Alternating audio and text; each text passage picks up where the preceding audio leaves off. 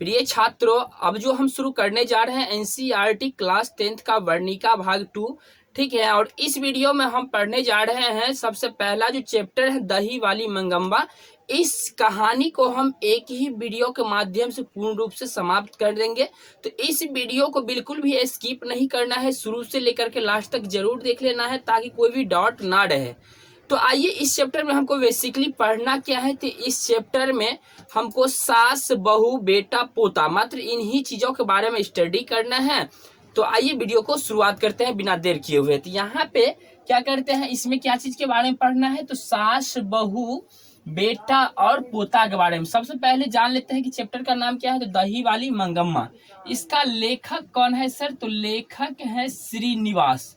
कौन है लेखक, इसका कौन है, तो श्रीनिवास है। चलिए इसको हम लिख लिए श्रीनिवास। उसके बाद हम इसको जानते हैं कि लिखा किस भाषा में गया है, किस भाषा में लिखा गया है, तो ये लिखा गया है कन्नड़ में। कौन सी भाषा में सर, तो कन्नड़ में। कौन सी भाषा में लिखा गया है, कन्नड़ में। उसके बाद यहाँ पे जानते हैं क्या इसका अनुवादक कौन है, मतलब ये कन्नड़ भाषा में लिखा गया था, इसका अनुवादक कौन है, तो इसका अनुवादक है सर V.R. नारायण।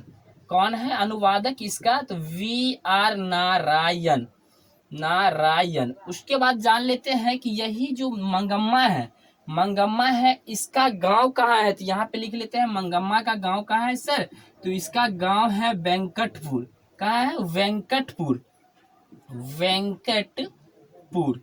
चलिए अब इसको हम पहले एक बार पुनः रिपीट कर देते हैं कि दही वाली मंगम्मा का लेखक कौन है सर, तो श्रीनिवास है।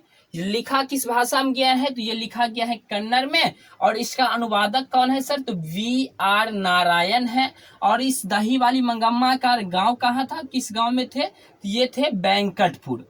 और उसके बाद हम जान लेते हैं क्या इसको एनिमेशन के माध्यम से, कि मान लीजिए यहाँ पे कौन है, ये मंगम्मा है, यहाँ पे क्या है, मंगम्मा है। उसके बाद इसका क्या है, बहू है, जिसका नाम क्या है, बहू है। यहाँ पे क्या है, इसकी बहू है जिसका नाम है नजम्मा। क्या नाम है, नजम्मा। इसकी नाम क्या है, नजम्मा। ये बहू है इनकी। उसके बाद बेटे हैं, यहाँ पे बेटे हैं, इसका मंगम्मा का कौन है, यहाँ पे बेटा है। और यहाँ पे नजम्मा का कौन है, तो पोता है। कौन है, पोता। पोता है, मतलब इनका बेटा हुआ, ये इनका बेटा हो गया। इन्हीं चारों के बारे में हमको क्या है, इस पे स्टडी करना है, मतलब इस पे एक कहानी बना गया है। मंगम्मा ये बहू है किसकी, मतलब मंगम्मा का बहू कौन है, नजम्मा है, इसका बेटा है, पोता है। उसके बाद यहाँ पे क्या होता है एक दिन कि मतलब नजम्मा अपने बेटा मतलब मंगम्मा की पोते को पिटाई करता है। क्या करता है, पिटाई करता है। एक दिन ऐसा हुआ जिस दिन मतलब ये नजम्मा अपने बेटे को मतलब मंगम्मा के पोते को पिटाई करता है। तो यहाँ ये मंगम्मा जो आती है तो बोलता है, आंख बबूला हो जाता है, आंख बबूला हो जाता है। इस पे किस पे, नजम्मा पे बोलता है क्या, और गुस्सा में आके क्या बोलता है, क्यों रे राक्षसी। क्या बोलता है, क्यों रे राक्षसी, इतने छोटे से बच्चे को क्यों मारता है। क्या बोलता है, क्यों रे राक्षसी, इतने छोटे से बच्चे को क्यों मारता है। तो ये जो ऐसे ही बात बोलता है, तो ये जो है ना नजम्मा मंगम्मा की बहू है, तो ये भी चुप नहीं बैठती है, ये भी क्या होती है, बहुत ही गुस्सा में आ जाती है।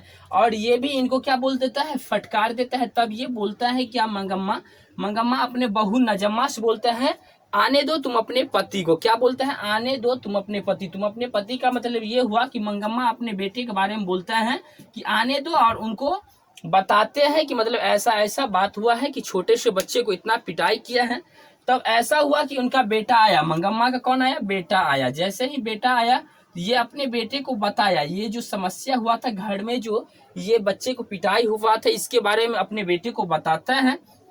तो जैसे ही बताता है मंगम्मा अपने बेटे को, तो उनका बेटा बोलता है, क्यों माँ तुम ये छोटे छोटे बातों पे क्यों झगड़ती रहती हो। क्या बोल देता है, क्यों माँ तुम अपने इस छोटे छोटे बातों पे उनसे क्यों झगड़ती रहती हो। ऐसे जैसे ही बोलता है कि मंगम्मा को और थोड़ा गुस्सा चढ़ जाता है। क्यों गुस्सा चढ़ता है, इसको लगता है कि सब पे हम क्या हो गए हैं, तो बोझ बन गए, मतलब भारी पड़ रहे हैं, कि सब एक ही तरीका से बात करते। तब मंगम्मा ने गुस्सा में आकर बोलता है कि मैं तुम लोगों पे अगर बोझ बन चुका हूँ तो तुम लोग करो क्या कि मुझे अलग कर दो, मैं आज से अलग ही खाना पकाऊंगा, अलग ही खाना पकाऊंगा और वहीं पे क्या करूंगा, अपने से खाना पकाऊंगा और रहूंगा, तुम लोगों से कोई मतलब नहीं है। तब ये क्या करती है कि मंगम्मा अपने से दोपहर में क्या करती है, खाना पकाना शुरू कर देती है। उसके बाद क्या होता है, ये जो मंगम्मा जो जाती थी कहाँ बेचने जाती थी, दही, तो ये दही बेचने जाती थी कहाँ, तो बेंगलुरु बेचने जाती थी। बेंगलुरु कहाँ दही बेचने जाती थी, बेंगलुरु वहां पे दही बेचने जाती थी। और वहां पे दही जो बेचती थी ना, वो बारी से बेचती थी। बारी का मतलब ये होता है कि मान के चलिए हम दूध जो लेते हैं ना, गांव सब में क्या करते हैं, दूध जो लेते हैं तो उसका हिसाब एक बार महीना में होता है। तो इसी प्रकार को इसमें बोला गया है बुक में, बारी से मतलब ये दही बेचती थी, मतलब दही प्रतिदिन देती रहती थी और हिसाब महीना में एक बार ही किया करती थी। कहाँ पे बेचती थी, तो बेंगलुरु में बेचती थी।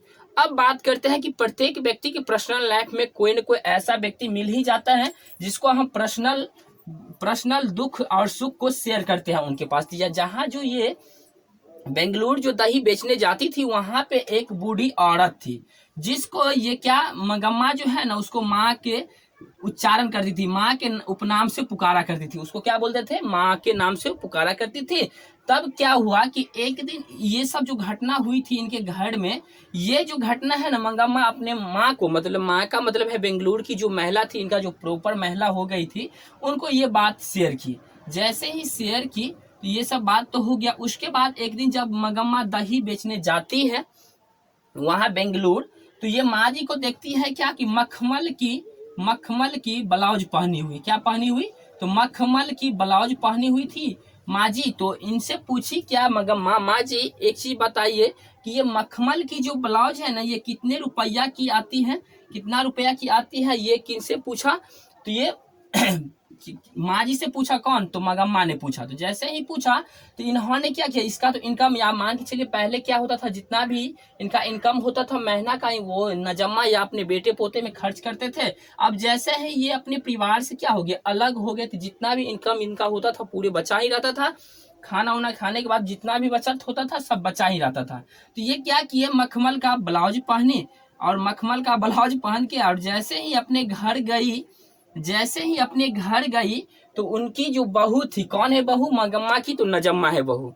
जैसे ही उनकी बहू देखी इसको तो क्या बोलती हैं कि देखो, हाय रे देखो, बुढ़िया को बुढ़ारी में का जवानी चढ़ गई है। क्या बोलता है कि बुढ़ारी में जवानी चढ़ गई है। ऐसे बहू तो होती है जलने वाली, तो ऐसे ही वर्ड बोलता है, तो ऐसे ही वर्ड बोलता है। तब क्या होता है, फिर भी इस चीज को सुनते हुए रह जाती है। उसके बाद जो इसका जो खाने पीने के बाद, इतना चीज करने के बाद जो भी रुपया बचता था, उसके बारे में एक था व्यक्ति जो जानता था, जिसका नाम है क्या है, रंगप्पा, जो कि एक नंबर का क्या था, जुएरी था। क्या था, जुएरी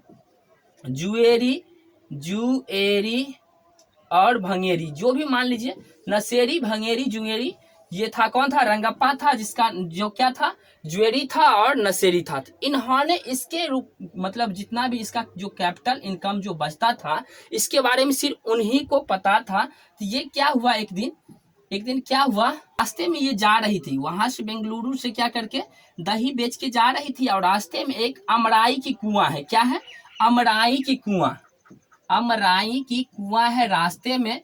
तो वहां पे क्या था, रंगप्पा बैठा रहता था, और सब दिन मंगप्पा से बोलता था कि कुछ पैसा हमको उधार दे दो।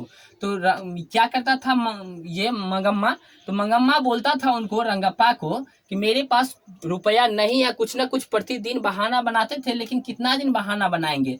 तो एक दिन हुआ क्या कि जैसे ही वहां पे अमराई के कुआं के पास पहुंची, ये रंगप्पा ने क्या किया, मंगम्मा को क्या किया, उसको मतलब हाथ ऐसी पकड़ी, जैसे लगा क्या, मंगम्मा को लगा क्या, रुपया की वजह से हाथ ऐसी पकड़ी कि मंगम्मा को लगा क्या कि मतलब ऐसा तो हाथ मेरे पति ने भी कभी नहीं पकड़ा होगा। तो इस चीज की जानकारी उसके बहू के पास गई कि मतलब ये जो है ना रंगप्पा मेरी सासू माँ के पीछे पड़ गया है, किसके वजह से, तो रुपया के वजह से पड़ गया है।